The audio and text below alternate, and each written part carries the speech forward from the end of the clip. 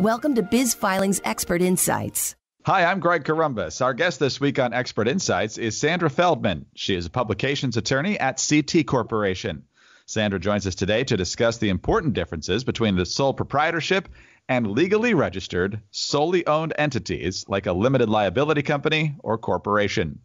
These are differences that business owners will want to understand clearly before choosing their business structure. So today's podcast is going to be very helpful. And Sandra, welcome back. Thanks very much for being here. Well, thank you for having me, Greg. Now, some listeners may remember that in past podcasts, I've mentioned that one of the most important decisions for any man or woman who wants to start a small business or who has started one is whether to operate the business as a sole proprietorship or to form an LLC or corporation. And I've suspected that this is a decision they've struggled with. And I've suspected that a podcast on the distinctions between a sole proprietorship and LLCs and corporations might be a good idea. I understand there's a new survey we conducted that confirmed those suspicions. That's right. Biz Filings recently conducted a survey of almost 600 current and future small business owners, and the results really shed a light on their motivations in starting their small business and their fears and concerns in doing so. Well, what did the survey show? It makes for some interesting reading, I must say.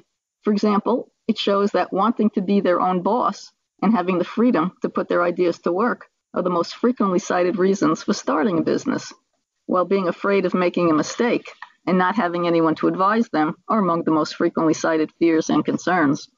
But the result of the survey that I found the most interesting is that it showed that deciding whether to operate as a sole proprietorship or form a legal entity like an LLC or corporation is at the top of the minds of most of the survey respondents. And that's the issue that I would like to address. Well, let's begin by defining what a sole proprietorship is, just so everybody knows, and there might be some listeners who don't, and talk about what it is and how it's different from other business structures like LLCs and corporations. Well, a sole proprietorship, quite simply, is a business owned by one individual.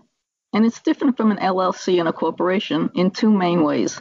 First, a sole proprietorship is not a statutory entity, while LLCs and corporations are. And secondly, a sole proprietorship doesn't have an existence separate from its owners, while LLCs and corporations do. Well, that's pretty simple. What does it mean that a sole proprietorship, though, is not a statutory entity while LLCs and corporations are?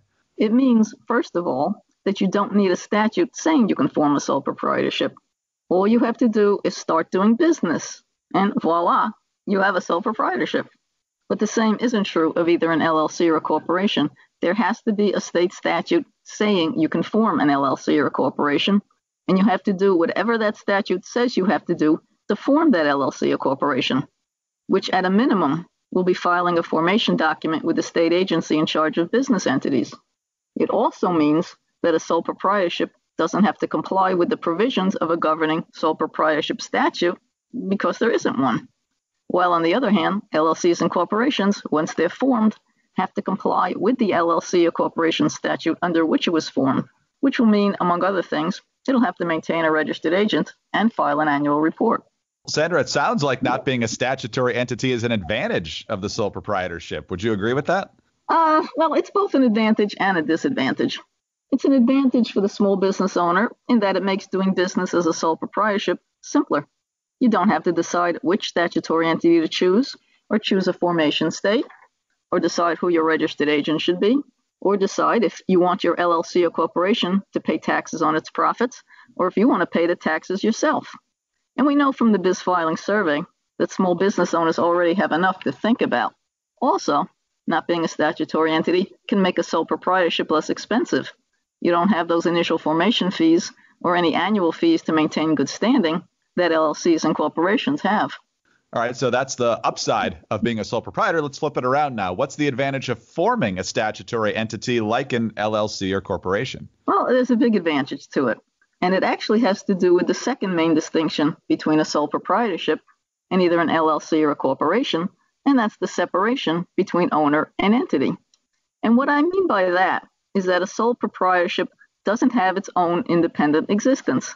Legally, there is no difference between the sole proprietorship and its owner, the sole proprietor. But both LLCs and corporations have their own existence. They're like artificial persons in that way. And there's a separation between an LLC and its owner, called a member, and the corporation and its owner, called, of course, a shareholder. And this is a critical point. Explain why a separation between owner and entity is important. Well, it's important because it results in limited liability for the sole member of an LLC and the sole shareholder of a corporation that a sole proprietor doesn't have. In a sole proprietorship, the sole proprietor owns the business and therefore is liable for all of the business's debts, obligations, and other liabilities. If, for example, there's a breach of a commercial contract, or non-compliance with business licensing or tax laws or any other statute that has penalties, the sole proprietor's personal assets, like a bank account or a house, can be reached to pay the debt or penalty. And that's not the case with an LLC or corporation, right? That's right. If you form an LLC or a corporation, it will be that LLC or corporation that owns the business and will be responsible for the business's debts, obligations, and liabilities. And neither members nor shareholders are personally liable. And the fact that LLCs and corporations have their own existence and that members and shareholders have limited liability exists only because that's provided for in the LLC and corporation statutes, which is why I say being a statutory entity can be an advantage. All right, let's talk about everybody's favorite topic, and that's taxes. So what about taxation and entities? Isn't that something small business owners need to consider in deciding how to structure? Well, according to the Biz Filing Survey, taxation is definitely something they're concerned with, and it should be a consideration because sole proprietorships, solely owned corporations, and solely owned LLCs are all subject to different tax rules for federal income tax purposes. Well, I'm sure it's a complex subject. The tax code usually is, but can you briefly discuss the differences?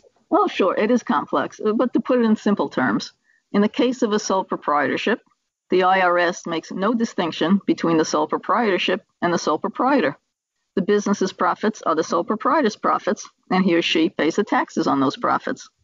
In the case of a corporation, a sole shareholder has a choice.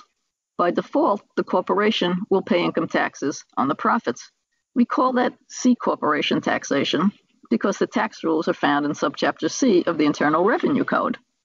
However, by making a filing with the IRS, the shareholder can elect to pay the income tax on the profits him or herself, and we call that S corporation taxation, so named because the tax rules are found in subchapter S of the Internal Revenue Code. What about an LLC? Well, the sole member of an LLC actually has three choices. The default rule is that the LLC will be taxed exactly the same as a sole proprietorship. However, by making the appropriate filings with the IRS, the LLC can be taxed the same as an S corporation or a C corporation. So we're talking with Sandra Feldman, publications attorney at CT Corporation. And Sandra, we've outlined a lot of different things here. And so there are clear differences between sole proprietorships and separately formed entities like LLCs or corporations, whether it's in regards to their complexity, limited liability, and taxation. So is one choice better than the other for most small business owners?